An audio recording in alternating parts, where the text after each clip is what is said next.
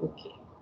E vamos projetar aqui na sala a nossa área de trabalho. Eu vou precisar que vocês, alguém use o microfone aí e fale para mim se está projetado ou não. Um minutinho. Consegue visualizar aí na tela? Alguém usando o microfone aí, dando um feedback, porque agora não tem como eu olhar o chat. Sim ou sim? Sim, tá na estrutura de Lewis. Isso, está na estrutura de Lewis. Quem é que falou aí para nós? Muito obrigada. Jonathan. Jonathan, muito bem, Jonathan. Bom dia. Então tá, nós paramos aqui, vocês conferem comigo? Que nós tínhamos comentado com os senhores na nossa última aula, falamos da questão da estabilidade, do raio atômico, da energia de ionização, falamos da estrutura cristalina, estava falando de ligação iônica, falamos o que era composto iônico, falamos da questão do composto molecular, que é o termo mais utilizado para ligação covalente, e aí nós tínhamos ficado de trabalhar aqui os postulados de Lewis. Acho que eu comecei a falar, inclusive, sobre os postulados de Lewis. Confere isso com a gente aí, Jonathan? Professor, acho que esses postulados de Lewis, acho que não começou ainda não, viu? Não começamos não, né? Exatamente, aqui a gente parou por aqui. Só estou amplificando aqui para ficar um pouco mais tranquilo para nós. Nós vamos falar um pouquinho aqui dos postulados de Lewis, né, das representações de Lewis, e aí a gente vai lá no nosso artigo, né, e da teoria TLV, para fechar aquele comentário lá também. Então tá ok. Voltando aqui um pouquinho, só estava ampliando aqui. Lewis, né, foi também, né, um químico e, na verdade, deu algumas contribuições no sentido de identificar, né, ou mostrar como estariam distribuídos aquele par de elétrons a nível de orbital, e aí desenvolveu algumas representações, né, modelos, para que isso ficasse mais palpável, mais visível. E uma delas é essa aqui, por exemplo, né? Essa representação que confere a questão do par de elétrons, da camada de valência. Quando, né, nós trabalhamos com senhores lá em distribuição eletrônica, é o mesmo procedimento. Por exemplo, eu tenho magnésio e tenho flúor aqui. Se eu colocar o magnésio aqui, número atômico 12, e colocar o flúor aqui, número atômico 9, isso aqui eu não tinha trabalhado não, né, estrutura de Lewis, ou já tinha trabalhado? Jonathan? Professora, não. Não, né? Então tá bom. Então é por aqui mesmo. É porque eu estou com 3 turmas de engenharia e todas trabalhando no mesmo momento, né? E essa parte aqui, ela compete a todas. Então, aí acabo me perdendo um pouco. Na verdade, eu tenho que olhar, né? E entrar lá na aula de vocês todo dia e olhar o vídeo, mas eu acabo esquecendo de fazer isso. Fiz isso exatamente para não acontecer, mas tá bom.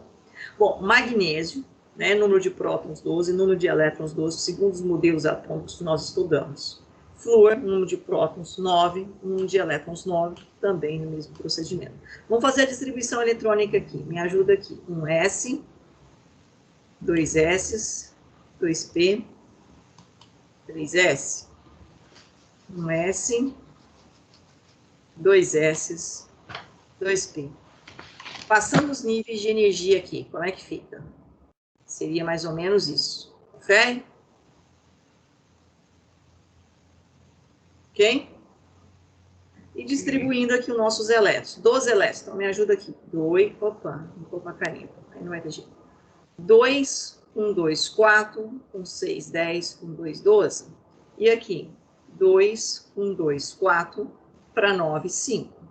Bom, camada de valência. O que é a camada de valência? É a camada a qual nós aqui colocamos o último elétron, né? Isso indica para nós qual é o período da tabela periódica que esse átomo desse elemento está, e inclusive qual é o grupo, né? Então, se aqui eu tenho 2 elétrons na última camada, significa que eu estou em qual grupo? esse elemento magnésio, ele está no primeiro, segundo, no terceiro período da tabela periódica. Em qual grupo da tabela periódica? Primeiro, segundo, qual que é? É o terceiro, M? Ele tá no terceiro período, ó. Se a gente pegar a tabela periódica, deixa eu ver se eu tô com ela aqui. Tô, só um minutinho, tá vendo?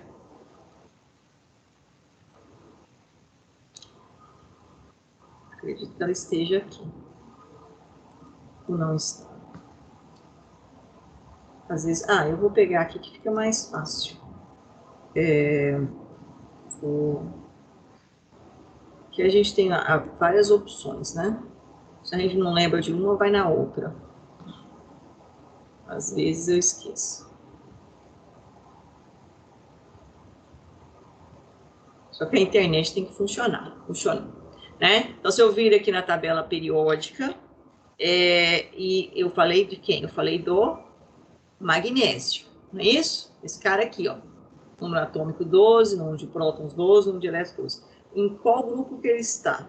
Ele está no segundo grupo da tabela periódica. Em qual período? Ó, primeiro, segundo, terceiro. Seguindo lá a nossa distribuição eletrônica, exatamente. Ele está, ó, no terceiro período do segundo grupo. Correto? Certo? Se eu for aqui no flúor, camada de valência, ó, o flúor está em qual? Segundo período, que é a camada. E tem quantos elétrons eu tenho na última camada? 5 com 2, 7. Então, significa que ele está no 17º grupo da tabela periódica. O flúor tem que estar no 17º grupo da tabela periódica, no segundo período. Antigamente, quem fez ensino médio há um tempo atrás, né, chamava também grupo 7A. E aqui chamava-se grupo 2A. Se você pegar uma tabela mais antiga, você vai encontrar essa informação também. Então, ó, se a gente voltar lá na tabela periódica, que eu acabei de... Opa, né, que não... Eu acabei projetando aqui para vocês, essa aqui. Olha lá onde está o flúor. Aqui o flúor, ó, ele está no segundo período da tabela periódica, né? E aqui é a 17ª coluna da tabela periódica. Essa tabela aqui nossa não aparece, né?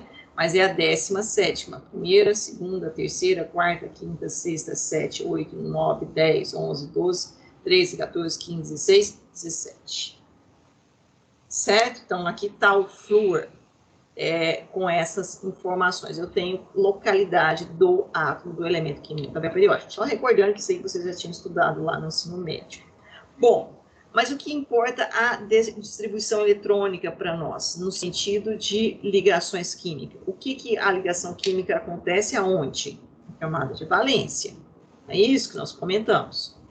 E a nível de orbital. Então, no caso desse subnível S aqui, eu vou fazer a nível de orbital aqui, para ficar mais fácil para nós. Eu tenho o quê? Um único orbital com quantos elétrons? Nós já estamos espertos nisso aqui. Com 2 elétrons. Então, aqui está a camada de valência do magnésio. Se eu for até a última camada do flúor, aqui, fazer a distribuição a nível de orbital, eu vou ter aqui, ó, o caso do subnível S, um orbital, o caso do subnível P.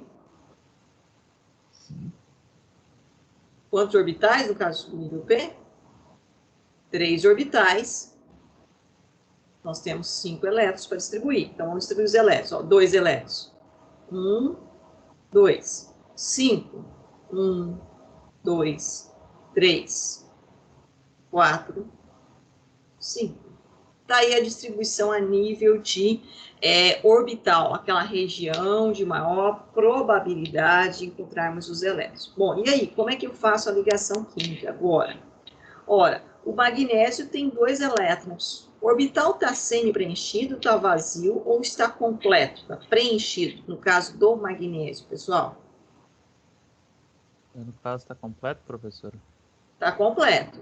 Quando o orbital está completo, isso dá uma menor energia, uma maior estabilidade ou não? Qual que é a busca do orbital, aquela região, para ele adquirir uma maior estabilidade, que nós comentamos na última aula? Que vocês estudaram anteriormente, chamado regra do octeto, inclusive o artigo que eu passei para vocês também traz essa informação. Mas isso é uma consequência que eu comentei para vocês, é que o orbital, para que ele tenha uma menor carga energética, quanticamente falando, ele tem que estar completo.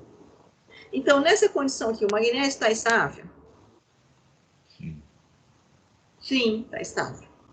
E o flúor? O flúor tem um orbital completo, tem outro orbital completo, tem outro orbital aqui, ó, completo. Mas esse orbital dele aqui, que tem? Qual é a situação dele? A situação dele é incompleto. Então, aqui sim nós temos uma instabilidade. Então, aqui nós temos aquele átomo de um elemento que tem a tendência em ganhar elétrons. Lembra? Quando nós falamos, né, a tendência em puxar elétrons para ele, uma força atrativa. Por que ele tem essa força atrativa? Porque ele precisa que entre um elétron aqui, porque aí ele tem o quê? Uma menor energia e uma maior estabilidade. Já o magnésio está numa condição sustentável. Agora, se eu aproximar, que é aquilo que nós tínhamos comentado na semana passada, né, aquela condição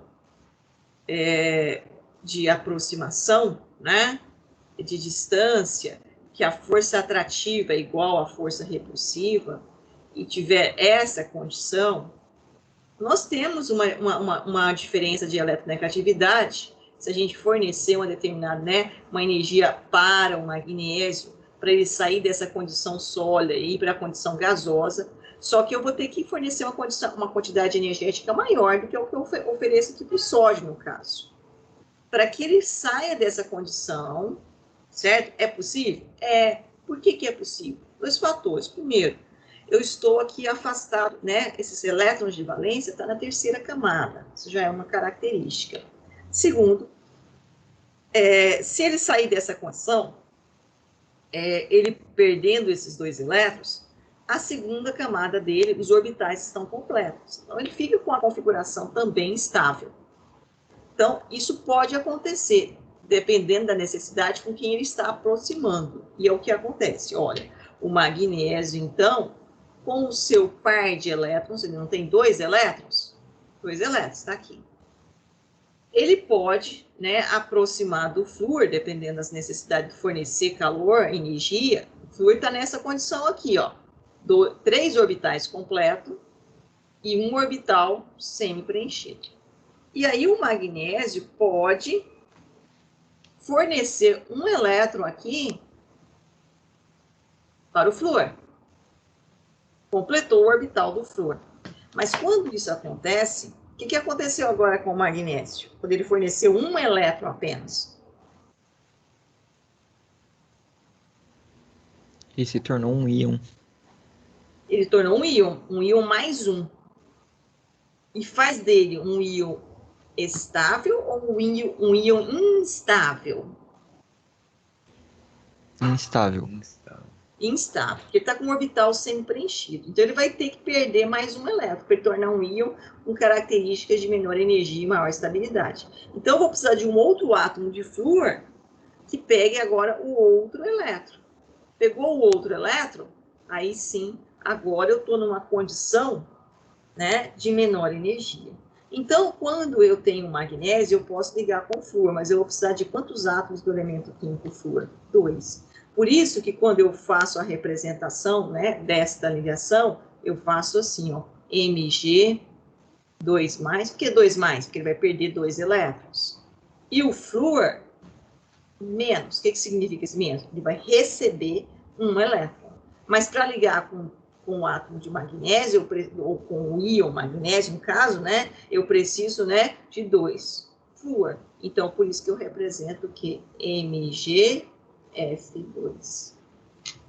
Essa é o composto formado entre a ligação magnésio e flúor, e essa é a representação, né, que a gente colocou aqui de Lewis. O que o Lewis representa? Representa o par de elétrons. Mas de que forma? Através de, né, pontinhos, didaticamente. Isso não existe, né, pensando na realidade, mas é uma forma didática de representar. Então, é cada orbital, ó, se os pontinhos estão próximos, significa que esse aqui é um orbital, esse é outro orbital, esse é outro orbital, e esse aqui é o orbital sem preencher. Que tipo de ligação é essa entre o magnésio e o flúor? que nós acabamos de representar aqui. Iônica. Ligação iônica, ligação entre íons. Né? Então, é algo mais ou menos assim. Se eu só colocar mais um slide aqui. Se eu colocasse para vocês assim, ó, alumínio, número atômico 13, e oxigênio, 8. E pedisse para vocês, será que é possível ligar alumínio com oxigênio? O que vocês acham?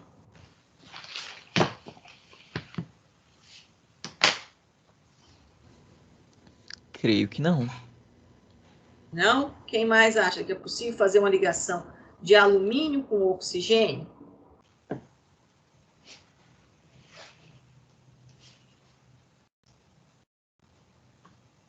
Sim ou não?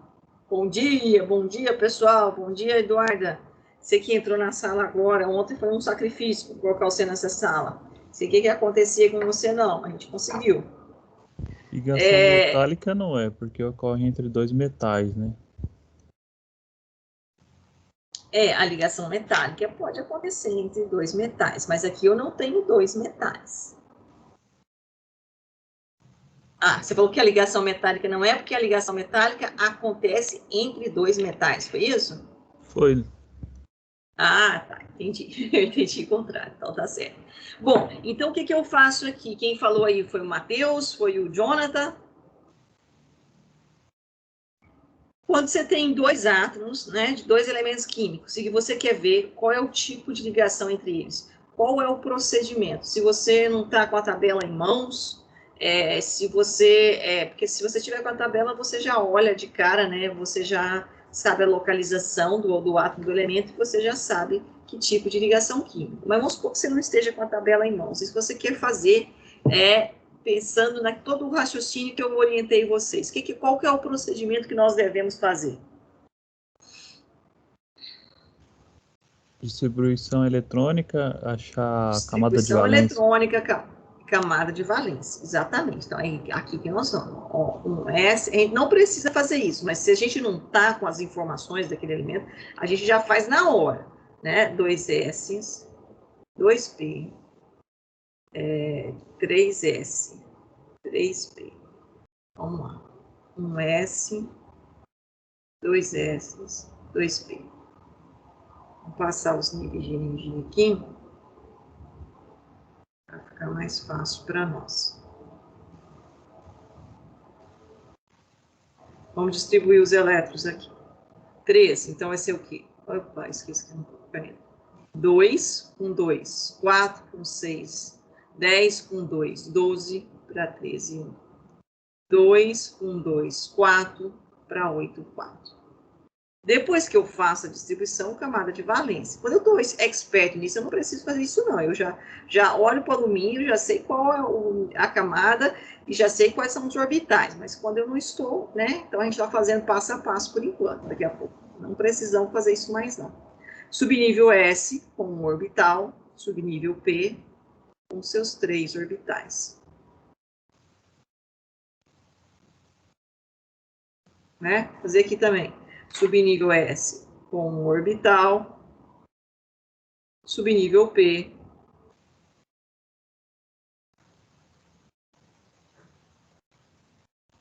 com seus 3 orbitais. Mais ou menos isso. Distribuindo os elétrons. 2 elétrons. É isso? 1 elétron. Distribuindo os elétrons. 2 elétrons. 4. Se eu coloquei o primeiro para baixo, você me preencher todos com spin para baixo e volto sem preencher. Completo? Certinho? Distribuído? Olha agora para a camada de valência e a nível de orbital. Ora, o que eu tenho no alumínio? Eu tenho um orbital semi-preenchido, tem 2 orbitais vazios. O que eu tenho no oxigênio? Eu tenho um orbital preenchido, mais um orbital preenchido e 2 orbitais semi-preenchidos. Alumínio. Se eu perder esse elétron aqui, ele fica com estabilidade ou instabilidade? Estabilidade. Estabilidade. Por quê? Porque eu vou ter um orbital preenchido. Se ele perder esse elétron, logicamente tem que ter aquela distância de força de atração e força de repulsão, tem que fornecer uma energia, todo aquele procedimento que eu mostrei lá para vocês. Esse elétron vai entrar provavelmente aqui. Mas eu vou ter a estabilidade do oxigênio?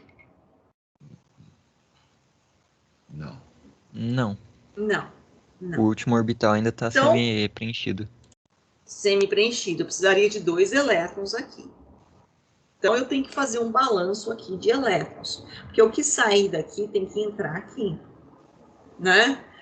Ou vice-versa. O que entrou aqui tem que sair daqui.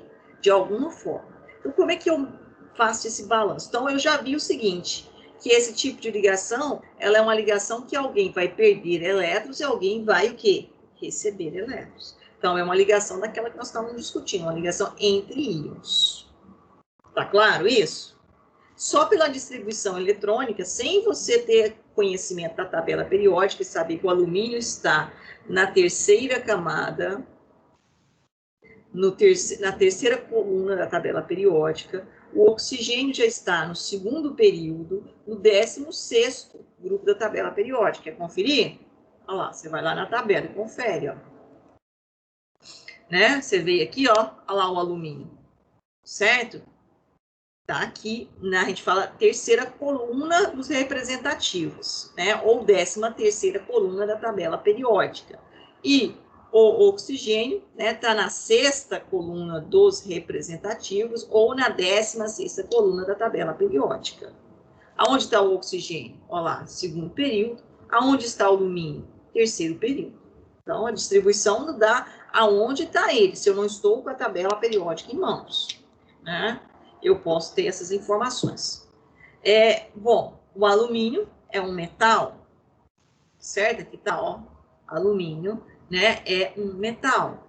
Já o oxigênio é um não metal, características não metálicas. A gente vai discutir isso ainda em ligações metálicas daqui a pouco. Bom, e isso faz com que o oxigênio é aquele elemento que tem a maior tendência em o quê? Em puxar elétrons. Nós acabamos de ver pela distribuição eletrônica dele. Ele tem um orbital semi-preenchido que, se entrar elétron, vai estabilizar ele. Então, porque tem essa tendência em puxar elétrons. Já o alumínio tem uma tendência menor em puxar elétrons do que o oxigênio, uma eletronegatividade oxigênio maior do que do alumínio. Se eu tenho uma eletronegatividade maior do oxigênio do que do alumínio, logicamente o alumínio tem a tendência em receber elétrons na aproximação do alumínio, e o alumínio vai ter que doar elétrons. Essas características. Então, voltando lá, é isso que vai acontecer. A distribuição eletrônica nos diz o que pode acontecer a partir do momento que nós temos essa ideia, essa concepção de orbital a nível atômico. Tudo bem até aqui, pessoal? Como é que eu faria a representação que nós acabamos de ver, que é a representação de Lewis? Qual seria a sugestão de vocês aí? Como nós montaríamos isso? Como é que ficaria? Eu ia colocar alumínio ou... Ajudam aqui. Alumínio, né? Isso. E eu tenho aqui, ó, um par de elétrons, e aqui eu tenho um elétron sozinho. Confere? Sim. E aqui eu vou fazer oxigênio, e eu tenho aqui, ó, um par de elétrons, outro par de elétrons, eu vou ter que fazer de cor diferente.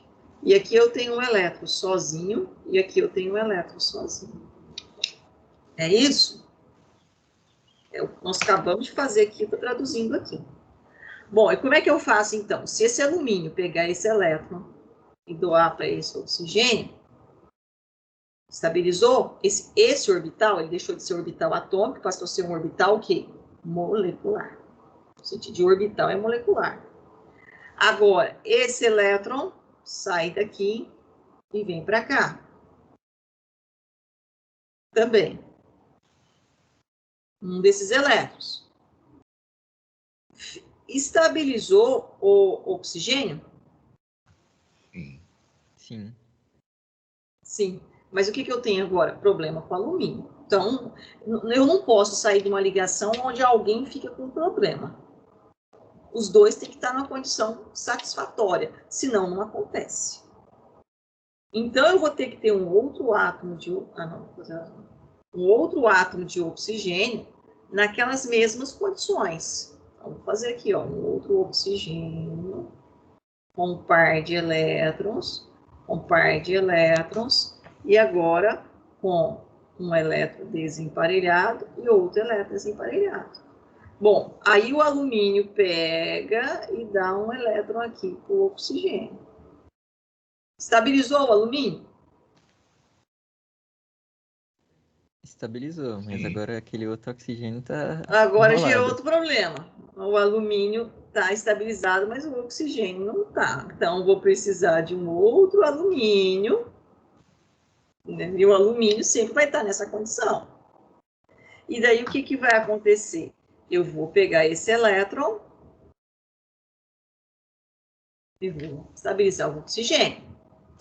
Mas aí, agora, qual é o problema que eu tenho? O alumínio está estável. O alumínio está com problema agora, o outro alumínio. Então, eu vou precisar de quê? Outro oxigênio. E aqui eu vou fazer de vermelhinho. Nós estamos fazendo. Tem um elétron, tem outro elétron desemparelhado. E aí, o que acontece agora? Um elétron vem para cá e um elétron vem para cá. E agora? Tem alguém em condições desfavoráveis aqui de orbital semi-preenchido ou vazio? Não. Não, agora eu estabilizei tanto os átomos de alumínio quanto os átomos de oxigênio. Ou seja, para ocorrer a ligação entre alumínio e oxigênio, eu preciso de 2 átomos de alumínio e 3 átomos de oxigênio. Certo? Então, como é que eu vou representar esse composto? Eu vou representar ele assim, Al2, vou representá-lo assim, ó. Al2O3. Esse é o composto formado entre alumínio e oxigênio, muito utilizado na área de engenharia, que é o óxido de alumínio, que inclusive, né, é extremamente estável e, consequentemente, essa estabilidade nessa ligação química faz com que eu tenha uma ligação entre os compostos, formando retículos cristalinos, que dá uma maior resistência ao composto. E faz, então, né, que eu tenha muita aplicabilidade desse material, né, conforme eu tenho ligações entre óxido de alumínio e óxido de alumínio, que tem uma durabilidade, uma resistência, muito utilizado na área, né, de tubos, quando eu tenho aí tubulação de alumínio, né, ele é composto de óxido de alumínio. Certo? Eu não tenho alumínio sozinho, eu tenho alumínio ligado ao oxigênio. Que tipo de ligação química eu tenho entre o alumínio e o oxigênio? Não sei. É iônica, né, Oi, professora? pessoal? Iônica. O alumínio, ó, o alumínio perdeu quantos elétrons? Quantos elétrons o alumínio perdeu? 3 elétrons. 6. 3 elétrons. Então, representa assim, ó, 3 mais. Não, cada átomo de alumínio perdeu 3. Certo? Eu vou olhar para cada átomo. E o oxigênio? Quantos elétrons o oxigênio ganhou? Cada átomo de oxigênio. Entrou um elétron aqui. 2. E entrou um elétron, 2. Então, o oxigênio, 2 menos. Aí você aprendeu lá no ensino médio, o professor falava assim, ó, a carga do cátio vai para o ânion sem o sinal, a carga do ânion vem para o cátio sem o sinal. Então, a forma do composto é Al2O3. Não foi assim? Vocês aprenderam ligação iônica? Na verdade, meu professor explicou a técnica do escorrega e senta. Né? Então, tem muitas técnicas, né? Mas o motivo é esse, né? O motivo qual é? Por que que eu tenho 2 átomos do alumínio ligado com 3, ou melhor dizendo, 2 íons do alumínio ligado com 3 íons do oxigênio? Porque é uma questão de que uma ligação ela só acontece quando eu gero uma condição de menor energia e maior estabilidade. E nesse caso, para eu ter uma menor energia e uma maior estabilidade, eu tenho que ter 2 alumínios, porque para estabilizar os 3 oxigênios que estavam, né, com orbitais semi-preenchidos. Então, eu tenho que ter uma proporção entre os ligantes, de forma que todos vão ficar com uma configuração eletrônica de camada de valência com orbitais preenchidos, com orbitais completos. Então, sempre as ligações acontecem com esse propósito. Ué, professora, mas o alumínio, se eu perdesse só um elétron, eu já resolveria para o alumínio, mas não resolveria para o átomo ou para o íon de oxigênio. Por isso que quando eu mostrei para vocês, na semana passada, deixa eu ver se está aqui, não está aqui, está aqui. Ó. Eu já estou ficando meio esclerosada, mas vamos lá. Foi aqui que eu mostrei para vocês, eu acho. Aqui. Lembra dessa tabela? Sim. Que eu falei para vocês. O alumínio tem valência 3+, a mais comum. Mas eu falei, pode ter também o quê? 1+. Aí eu falei, vocês têm o ferro. Aqui ele tem valência 2+, mas o ferro também pode ter valência o quê? 3+. Aí eu falei, contei a historinha para vocês do arsênio 3 e o arsênio 5. Comentei isso? Falei, o arsênio tem valência 3+ ou 5+. A diferença é que quando eu tenho valência 3+, eu tenho um íon que está ligado de uma forma que ele não é carcinogênico para o ser humano. Se eu tenho um arsênio na forma de 5+, ele está ligado de uma forma que ele é totalmente carcinogênico para o ser humano. Aí falei ainda, nos curtumes, não sei se eu falei isso, falei para outro curso, mas se não falei, estou falando.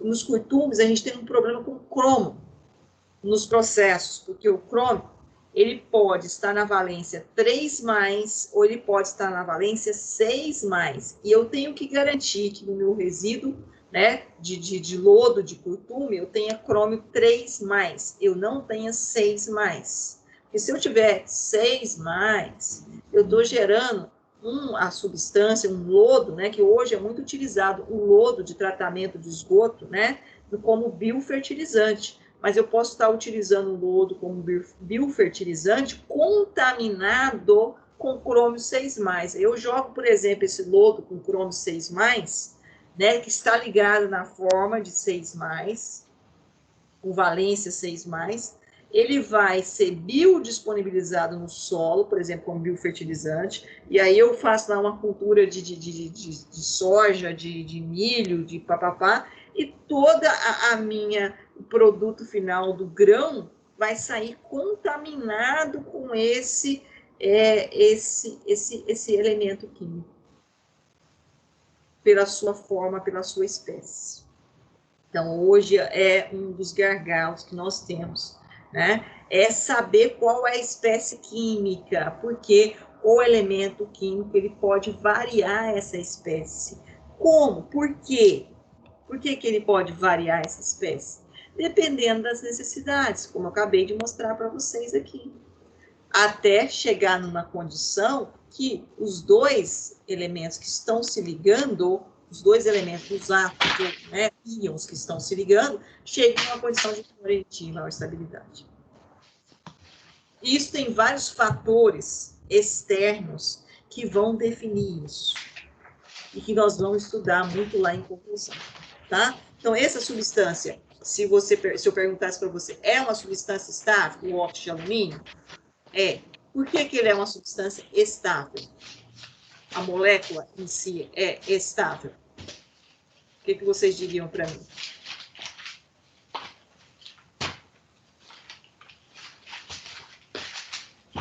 Porque todos os orbitais tecnicamente ficaram preenchidos.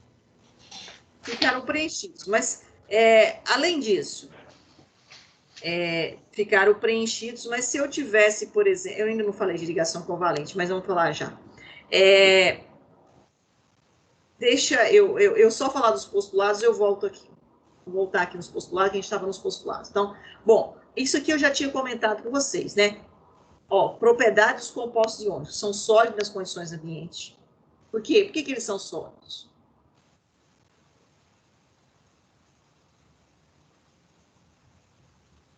Esse óxido de alumínio que eu acabei de mostrar para vocês na condição ambiente, ele é sólido.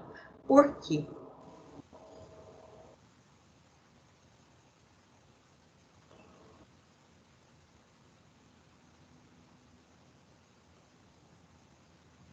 Porque eles formam o quê? Esses retículos, esses arranjos atômicos aleatórios, mas que eles têm o quê? Uma ordenação, uma vez que eu tenho o quê? Um conjunto aqui positivo, negativo, aqui eu tenho um conjunto o quê? Positivo, negativo, aqui eu tenho um conjunto o quê? Positivo, negativo. Então, eles se organizam da forma positivo, negativo, para formar o composto.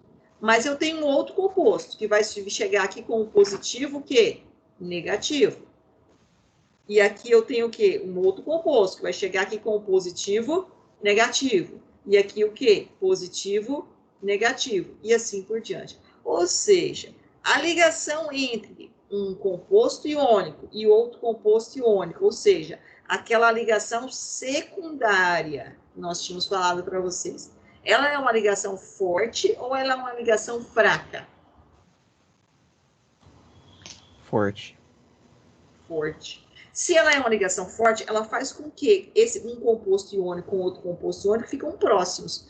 O que define se um composto é sólido, líquido ou gasoso? Pensando nos 3 estágios de agregação. Nós temos basicamente 5, né? Mas pensando nos 3 estágios de agregação, o que define isso? Sólido, líquido e gasoso? A distância entre as moléculas. A distância entre os compostos, sejam eles iônico ou molecular. Então, os compostos iônicos ficam muito próximos. Se eles ficam muito próximos, como acabamos de ver, eles são sólidos nas condições ambientes.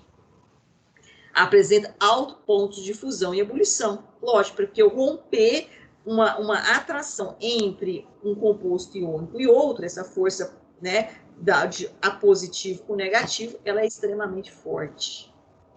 Então, eu tenho que fornecer uma alta carga energética. Ou seja, esse composto que nós formamos aqui, o óxido de alumínio, nas condições ambientais, né, ele é extremamente estável. Por isso que é muito utilizado, né, em materiais que ficam em contato aí com a atmosfera, com, né, a alta carga de poluentes. Por quê?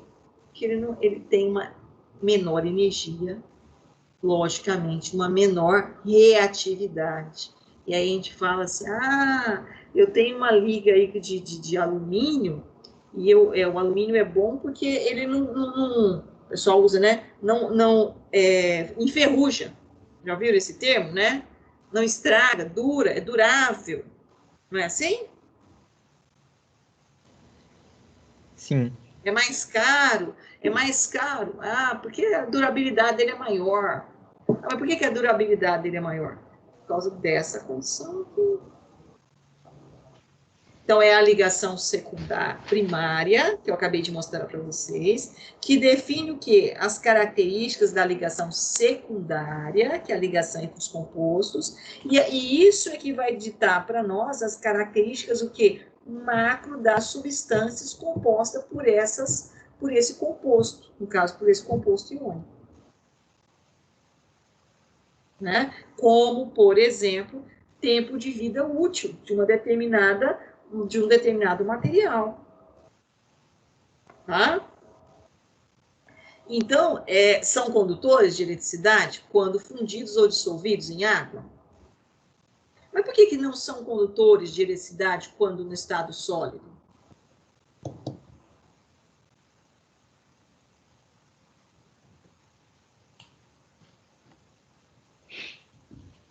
condução de eletricidade? O que é isso? É os elétrons É o fluxo percorrendo. de elétrons, né? Exatamente, tem que ter um fluxo de elétrons. Quando eu estou no estado sólido, não tem aquela atração lá positivo e negativo bem próximo?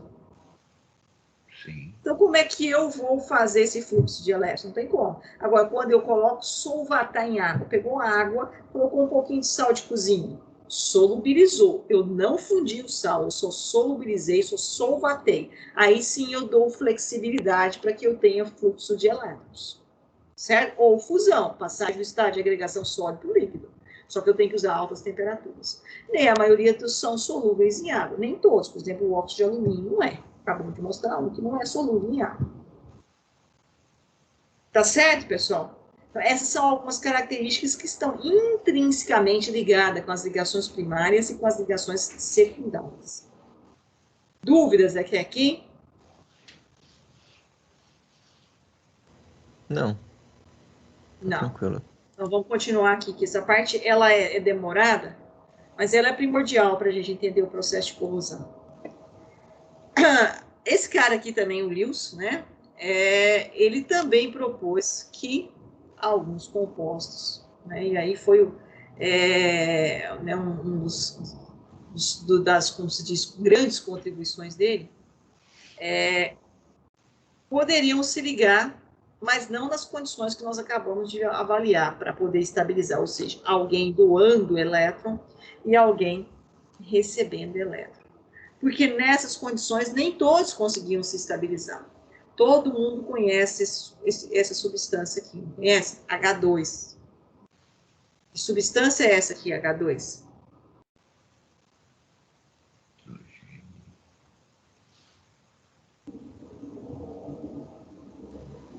Não sei. Gás hidrogênio. Aonde que é aplicado o gás hidrogênio, pessoal?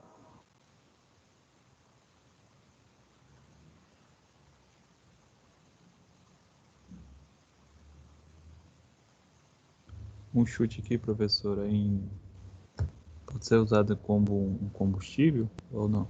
Isso, né? O pessoal hoje tem que ter feito algumas adaptações aí nos veículos automotores, né? Colocando um sisteminha que a gente fala de eletrólise, e coloca água, e da molécula de água você gera o hidrogênio, e aí, logicamente, o hidrogênio liga com o hidrogênio, forma o gás hidrogênio, e ele canaliza esse gás hidrogênio, e como ele é extremamente, né, um poder energético elevado, nós vamos discutir, inclusive, por quê, faz com que, né, a gente consiga, então, movimentar lá o pistão do veículo e a parte mecânica lá, né, que vocês entendem bem melhor que eu, e, consequentemente, né, transformar isso em movimento. Mas aí tem outros problemas complicados, né, porque a gente entra numa outra questão que o motor não foi desenvolvido para esse tipo de substância, e aí a gente tem um problema gerado pela corrosão. Mas é uma das alternativas e poderia ser utilizado muito, e hoje vem sendo aplicado já, né? Alguns veículos aí desenvolvidos para uso desse combustível. Bom, mas vamos lá, o hidrogênio. Então, se eu não tenho a tabela periódica, a gente está fazendo tudo sem pensar na tabela, mas depois eu vou lá, só para mostrar para vocês que vocês têm capacidade de fazer isso. Hidrogênio, número atômico 1, número de prótons 1. Então, se eu fizer a distribuição eletrônica, está exatamente isso aqui. Deixa eu nem fazer aqui. E se eu for lá e distribuir a nível de orbital, eu tenho um único orbital e um único elétron. Semi-preenchido. Semi-preenchido. Essa é a condição do hidrogênio. Então, se eu for fazer lá a fórmula de Lewis, seria isso, um elétronzinho aqui. Né? Deixa eu aumentar essa caneta aqui, senão não dá. Um elétron aqui. Bom, condição totalmente instável. Né? Se eu perguntar para você onde está o hidrogênio na tabela periódica, você vai saber dizer, olha, ele está no primeiro período, no primeiro grupo. Apesar de ele não fazer parte do grupo, porque não tem características do grupo, mas pela sua distribuição eletrônica, ele está lá. Por isso que ele vem aqui. Né? Bom, então, está lá o hidrogênio, nessas condições. Se eu tiver um outro átomo de hidrogênio, né, também vai estar na mesma condição. Aqui. Bom, como é que faz? Esse hidrogênio precisa receber um elétron. Se ele tem um outro parceiro igual a ele, também precisa receber um elétron. Então, nessas condições, não tem a possibilidade de alguém fornecer um elétron, né, e o outro ficar estável e ele não ficar. É como eu falei para vocês. Só vão se ligar, como eu mostrei do óxido de alumínio lá, para que os dois, né, ligantes aí, permaneçam nessa condição de estabilidade, de menor energia. Isso acontece. Então, nesse caso aqui, hidrogênio com hidrogênio, não tem como acontecer aquele tipo de ligação que nós acabamos de mostrar. Então, isso acontece de uma outra forma. Esse hidrogênio com esse hidrogênio, eles se aproximam, lembrando daquela distância que nós falamos, da força de atração, igual à força de repulsão, tem uma distância ideal para que isso aconteça, e eles passam a compartilhar o mesmo orbital. Ou seja, esse orbital, né, e eu tivesse aqui, ó, um S, um aqui, com um elétron aqui, esse orbital com esse orbital passam a existir numa mesma região. Então, eu saio, né, da condição... Só voltando aqui um pouquinho, deixa eu só diminuir. Não consigo passar. Daquela condição, né?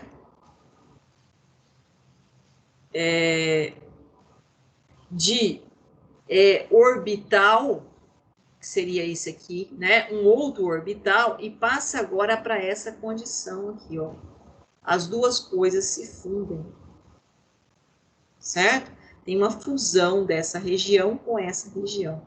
E eu tenho agora uma única região, e essa única região é uma condição de menor energia, porque ela está completa.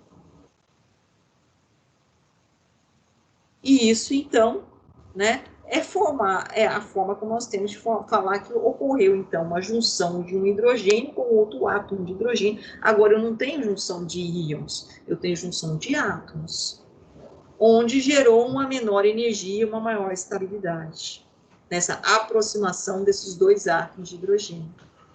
Que deu-se o nome, então... Sim, pode falar. Mas os dois hidrogênios, eles não deveriam completar aquela regra do octeto?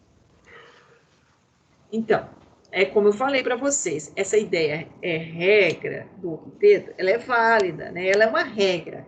Aí você sempre aprendeu que regra tem sempre exceções, né? Na verdade, eu não gosto dessa regra do octeto. Há condições que determinados átomos de determinados elementos químicos estão com 8 elétrons na camada de valência, e isso dá estabilidade porque 8 elétrons completa todos os orbitais, do subnível S e do subnível P, já que o subnível S é 2 elétrons e o subnível P é 6 elétrons. Mas nem todos precisam estar com 8. Nesse caso, o hidrogênio estando com 2, ele está numa condição estável. Por que ele está numa condição estável? Porque o orbital vai estar completo. O que é importante para um átomo de um determinado elemento químico é estar com seus orbitais completos. Porque essa é uma condição de menor energia e de maior estabilidade. Aí você vai me falar assim, por que, professora, que quando está completo é uma condição de menor energia e maior estabilidade? Aí eu vou te falar que tem algumas equações dentro da mecânica quântica que chegaram a essa conclusão matematicamente. Agora, há todo um X ainda de questão de discussão. Por que isso?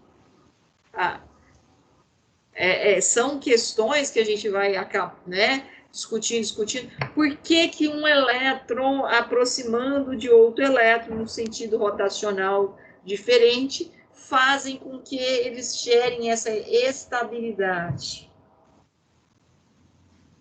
Matematicamente chegou a esse cálculo, fisicamente, mas agora ainda faltam muitos dados para a gente realmente chegar, né? E como eu falei, a gente tem muitas questões obscuras ainda.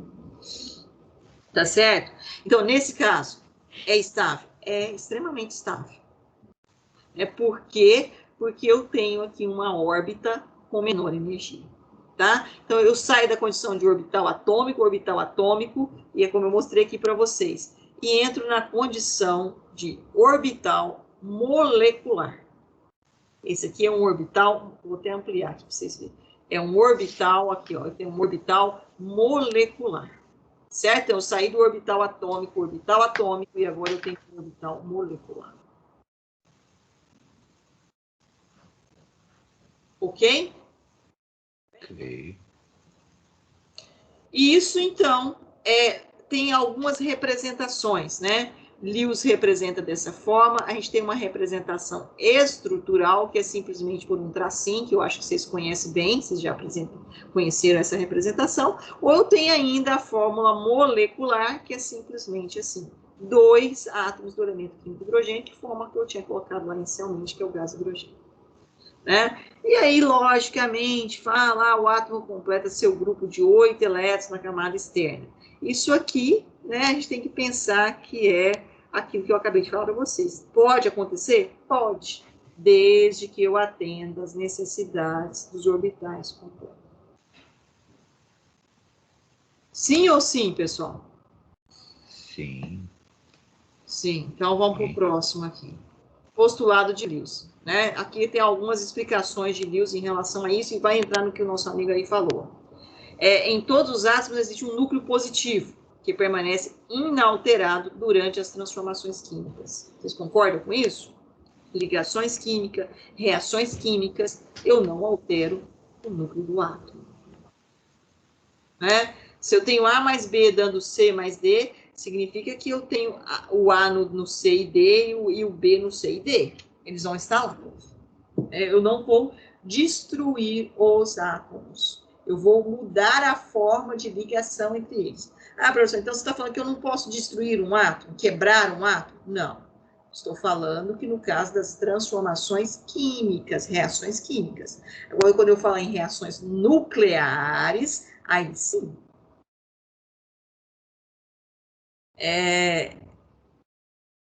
Quando eu falo, né? Aqui ele fala uma coisa, ó, que eu trouxe, que é interessante, o postulado, e há uma discussão em relação a isso, inclusive hoje. Olha, ele fala assim, quem quer ler para nós? Eu gosto que o aluno lê, que vocês acordem. Pode ser o Jonathan. Jonathan, você consegue ler para nós esse aqui que eu destaquei em vermelhinho aqui? Sim. Por favor, então, Jonathan. O átomo é um composto de núcleo e camadas, que, no caso do átomo neutro, contém um número de elétrons negativos iguais aos números de cargas positivas no núcleo. O número de elétrons na camada mais externa pode variar entre 0 e 8 durante as transformações químicas. Certo? Aqui, ó, ele traz uma coisa que é polêmica hoje. Isso foi falou em 1916, né, mas hoje é uma polêmica. O átomo é um composto de núcleo e camadas, que no caso do átomo neutro, mas seguindo o que nós aprendemos, todos os modelos dizem que o átomo é o quê? Desde o modelo lá antes de Cristo, de Demócrito, né, e até o modelo que nós estudamos com algumas reformas de Bohr, né, que é o final aí, todos dizem a mesma coisa. O átomo é o quê? É uma partícula neutra. Então, aí ele fala no caso do átomo neutro. Não, o átomo é neutro. Hoje é essa discussão que a gente está. Isso foi falado em 1916, hoje nós estamos em 1900, 1900 não, né? Em 2021. Nossa, pessoal, já só passaram, né? Quantos anos? Um pouquinho mais de 100, né? Então, exatamente, há uma dificuldade aqui hoje nessa aceitação com relação a esse termo aqui. Tá certo? Tudo bem, pessoal? Passando para o próximo. Jonathan, já vou fechar aqui, não precisam ficar desesperados, não. O terceiro, por favor, Jonathan.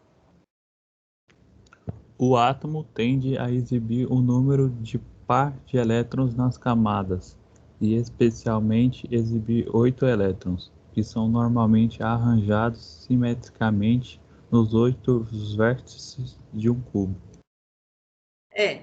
Isso normalmente, mas nem sempre. Né?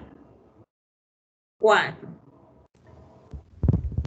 As camadas de dois átomos são mutuamente impenetráveis. isso, interpenetráveis, né? É quando ocorre a ligação química.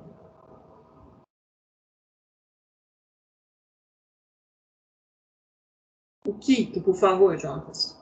Jonathan. Os elétrons podem ordinariamente ocupar outras posições nas camadas mais externas, com menos de 8 elétrons de um átomo. Certo? São as transições eletrônicas, desde que eu forneça energia. Sexto, As forças elétricas entre partículas subatômicas que estão muito próximas não obedecem às leis da eletrostática. isso aqui é uma discussão hoje, né? Como nós falamos, as forças, elas são, pensando naquela questão da força de atração e a força de repulsão, tá? Então, há uma discussão com relação a essa questão das leis da eletrostática. Bom, e ligação covalente, que é o que nós acabamos de mostrar para vocês, que é esse compartilhamento de elétrons, e acabamos de mostrar com relação ao gás hidrogênio. E agora sim, né, vou deixar até aqui, na próxima aula a gente começa a falar de uma forma mais acentuada de valência. Ainda não cheguei no artigo, mas agora a próxima aula a gente chega no artigo, certo? Que é na TLV, que eu acabei mostrando hoje alguma coisinha já de orbital atômico para orbital molecular, que foi no caso da ligação covalente. Pessoal, até aqui, há alguma dúvida? Há alguma dificuldade? Sim ou não? Sim ou sim? Não. Não? Ninguém está com dúvida? Eduarda, conseguiu acompanhar a aula aí, que estava mais sem conseguir entrar na sala por os outros dias, apesar que estavam todos os vídeos das outras aulas lá. Pessoal, vamos fazer o seguinte, eu ainda não coloquei a lista de exercícios para vocês, porque ainda não terminei ligações, mas eu já vou colocar, porque senão a gente atrasa muito, né? E aí, na próxima semana, eu acredito que a gente consiga fechar ligações. Ela demora um pouco mais aqui nesse ponto, mas aí na próxima aula, acredito que a gente já feche a parte de ligações químicas. Ok? Tudo bem? Tá claro? Dúvidas, perguntas? Posso parar a aula? A senhora pretende colocar a lista no Moodle ou aqui no Google Teams? No A lista, Microsoft? ela fica... eu vou linkar ela lá no Moodle, você entra pelo Moodle, mas ela vai estar dentro do Forms, que é pelo Teams, certo? Mas ela é linkada lá no Moodle. Então, você vai entrar no Moodle seu lá, aí você vai ver lá a orientação com a data certinha. Tem até uma orientação lá, mas eu falei para vocês que aquela foi que o cara trouxe, né? Quando arrumou o Moodle, trouxe das outras turmas que eu ministrei, engenharia. Eu vou datar ela lá, organizar e linkar para vocês. Tá? Sim, o nosso local de comunicação é o Moodle. E tudo que a gente faz aqui no Teams tem que estar linkado com o Moodle. Então, você vai sempre entrar pelo Moodle para cair no Teams, para executar. Prova também, a gente faz assim. A prova está no Teams, mas está disponibilizada o link dentro do Moodle. Então, você entra pelo Moodle e cai dentro da prova no Teams. Certo? Certo, Claro obrigado. isso, pessoal? Não. Ok. Então, tá bom. Sábado a gente não tem reposição, não, né? Esse sábado parece que não tem reposição. Quer dizer, tem, mas é de segunda-feira. É a outra turma de engenharia, não é vocês. Ok, pessoal? Então, se não há dúvidas, por hoje é só, vocês estão liberados. Ok? Obrigado pela aula, Até professor. mais. Até mais. Até mais. Tchau, tchau para todos. Até mais, professor.